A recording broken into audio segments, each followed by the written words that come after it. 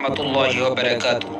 সুপ্রিয় ভিউয়ার্স, সময় যত অতিবাহিত হচ্ছে কিয়ামত তত নিকটবর্তী হচ্ছে। কিয়ামতের পূর্বে অনেক ফিতনার আবির্ভাব হবে। নবী সাল্লাল্লাহু আলাইহি ওয়াসাল্লাম বলেছেন, ইন্না বাইনা ইয়াদাই সাআতি ফিতানান কাআন্নাহা কিতাউল লাইলিল মুসলিম ইসবিহু আর-রাজুলু ফিহা মুমিনা ওয়া ইউমসি কাফিরা ওয়া ইয়াবিউ ফিহা আকওয়ামুন খালাকাহুম বিআরাদিন মিনাদ দুনিয়া। নিশ্চয়ই কিয়ামতের পূর্বে অন্ধকার রাত্রির মতো ঘন কালো অনেক ফিতনার আবির্ভাব হবে। সকালে একজন লোক মুমিন অবস্থায় ঘুম থেকে জাগ্রত হবে, বিকেলে সে কাফের পরিণত হবে। বহু সংখ্যক লোক ফিতনায় পড়ে দুনিয়ার সামান্য স্বার্থের বিনিময়ে তাদের চরিত্র, আদর্শ, ঈমান বিক্রি করে দিবে। বর্তমানে এর ব্যাখ্যার প্রয়োজন পড়ে না। এজন্য নবী সাল্লাল্লাহু আলাইহি ওয়াসাল্লাম নামাজের মধ্যে আল্লাহর কাছে ফিতনা থেকে আশ্রয় চেয়েছেন।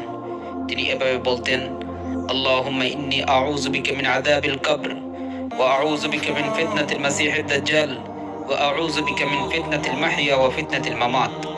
হে আল্লাহ, আমি আপনার কাছে কবরের আযাব থেকে আশ্রয় চাই। হে আল্লাহ, আমি আপনার কাছে মিথ্যুক দাজ্জালের ফিতনা থেকে আশ্রয় চাই। হে আল্লাহ, আমি আপনার কাছে জীবন ও মরণের ফিতনা থেকে আশ্রয় চাই। 2, আমানতের খেয়ানত হবে। নবী সাল্লাল্লাহু আলাইহি সাল্লাম বলেছেন, ইযা দুইয়াতিল আমানাতু ফান্তাজিরিস সাআহ। قال كيف يضاعتها يا رسول الله؟ قال إذا أسند الأمر إلى غير أهله فانتظر الساعة। যখন আমানতের খেয়ানত হবে তখন কিয়ামত নিকটবর্তী হয়ে গেছে বলে মনে করবে। সাহাবী জিজ্ঞেস করলেন, কিভাবে আমানতের খেয়ানত হবে? নবী সাল্লাল্লাহু আলাইহি সাল্লাম বলেন, যখন অযোগ্য লোকদেরকে দায়িত্ব দেওয়া হবে তখন কিয়ামতের অপেক্ষা করতে থাকো। বর্তমানের বাস্তব চিত্র আমাদের সকলের সামনে। আমরা সকলেই আজ এই ভোগান্তির শিকার। 3, দ্বীনি ইলম উঠে যাবে এবং মূর্খতা বিস্তার লাভ করবে। অর্থাৎ কিয়ামতের নিকটবর্তী সময়ে দ্বীনি ইলমের শিক্ষা ও চর্চা কমে যাবে এবং মানুষের মাঝে ব্যাপকভাবে দ্বীনি বিষয়ে মূর্খতা বিরাজ করবে। দ্বীনি বিষয়ে অজ্ঞতা কিন্তু জাগতিক বিষয়ে জ্ঞানী হবে। নবী সাল্লাল্লাহু আলাইহি সাল্লাম বলেছেন, ইন্না মিন আশরাতিস সাআতি ইউরফা'আল ইলম ওয়া ইয়াবসুতাল জাহল। কিয়ামতের অন্যতম আলামত হচ্ছে ইলম উঠিয়ে নেওয়া হবে এবং মানুষের মাঝে অজ্ঞতা বিস্তার লাভ করবে। এখানে ইলম বলতে ইলমে দ্বীন তথা কোরআন সুন্নাহর জ্ঞান উদ্দেশ্য। তিনি আরো বলেছেন, ইন্নাল্লাহা লা ইয়াকবিদুল ইলমা ইনতিজাআন ইয়ানতাজিউহু মিনাল ইবাদ ওয়ালাকিন ইয়াকবিজুল ইলমা বিকবজিল উলামা হাত্তা ইযা লাম ইবকি আলিমান ইত্তাখাযা আন-নাসু রুউসান জুহালা ফাসুইলু ফাআফতাউ বিগাইরি ইলমিন ফাদাল্লু ওয়া আদাল্লু। আল্লাহ তাআলা মানুষের অন্তর থেকে ইলমকে টেনে বের করে নেবেন না, বরং আলেমদের মৃত্যুর মাধ্যমে ইলম উঠিয়ে নেবেন। এমনকি যখন কোনো যোগ্য আলেম অবশিষ্ট থাকবে না তখন লোকেরা মূর্খদেরকে আলেম ও নেতা হিসাবে গ্রহণ করে নেবে। তাদেরকে কোনো মাসআলা সম্পর্কে জিজ্ঞেস করা হলে বিনা ইলমেই ফতোয়া দিয়ে দিবে। ফলে তারা নিজেরাও গোমরাহ হবে এবং মানুষদেরকেও গোমরাহ করবে। 4, গান বাজনা এবং গায়িকার সংখ্যা ব্যাপক হারে বৃদ্ধি পাবে। আখিরি জামানার লোকেরা গান বাজনা হালাল মনে করে ব্যাপকভাবে তাতে আসক্ত হয়ে পড়বে। বর্তমানে ব্যাপক আকারে এই আলামতটি দেখা দিয়েছে।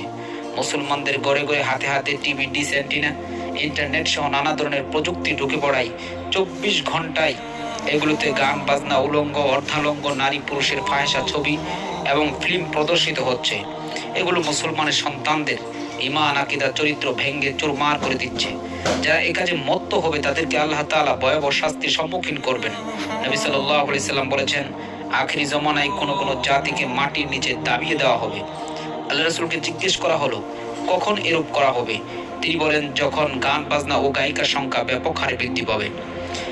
এই পাপে লিপ্ত হওয়ার কারণে অতীতের বিভিন্ন জাতিকে যেমনভাবে ধ্বংস করা হয়েছে, বর্তমানেও আমরা প্রায় ভূমিধসে ব্যাপক ধ্বংসের খবর বিভিন্ন মিডিয়ার মাধ্যমে শুনতে পাই। আমরা মুসলিম হিসাবে বিশ্বাস করি আমাদের নবী সাল্লাল্লাহু আলাইহি সাল্লাম যা বলেছেন তা কিয়ামতের আগে অবশ্যই ঘটবে। দ্বীন ধর্ম ছেড়ে যে সমস্ত মুসলমান গান বাজনা, গায়ক গায়িকা ইত্যাদি নিয়ে ব্যস্ত থাকবে তাদের উপরে জীবনের শেষ সময়ে ভয়াবহ শাস্তি নেমে আসবেই। 5, সুদখোরের সংখ্যা ব্যাপক হারে বৃদ্ধি পাবে। মুসলমানদের উপর সুদ আদান প্রদান করা ও সুদের ব্যবসা করা হারাম করা হয়েছে। আল্লাহ তাআলা বলেন, ইয়া আইয়ুহাল্লাযীনা আমানু লা তাকুলু রিবা আদআফান মুদাআফা। হে ঈমানদারগণ, তোমরা চক্রবৃদ্ধি হারে সুদ গ্রহণ করো না। নবী সাল্লাল্লাহু আলাইহি সাল্লাম সুদখোরকে অভিশাপ করেছেন। কিয়ামতের পূর্বে মুসলমানদের মাঝে সুদ গ্রহণ করা, সুদের ব্যবসা ব্যাপকভাবে বৃদ্ধি পাবে। নবী সাল্লাল্লাহু আলাইহি সাল্লাম বলেছেন, আমার উম্মতের মধ্যে এমন এক সময় আসবে যখন সম্পদ কামাই করার ব্যাপারে হালাল হারামের কোনো বিচার বিশ্লেষণ করা হবে না। তিনি আরো বলেন, ইন্না মিন আশরাতিস সাআতি আইয়াযহারার রিবা, নিশ্চয়ই কিয়ামতের আলামতের অন্যতম আলামত হচ্ছে সুদের প্রসার ব্যাপকভাবে লাভ করবে। নবী সাল্লাল্লাহু আলাইহি সাল্লামের বাণী বাস্তবে পরিণত হয়েছে। অগণিত অসংখ্য মুসলমান আল্লাহ ও তার রাসূলের নির্দেশ অমান্য করে সুদের ব্যবসায় লিপ্ত হয়েছে।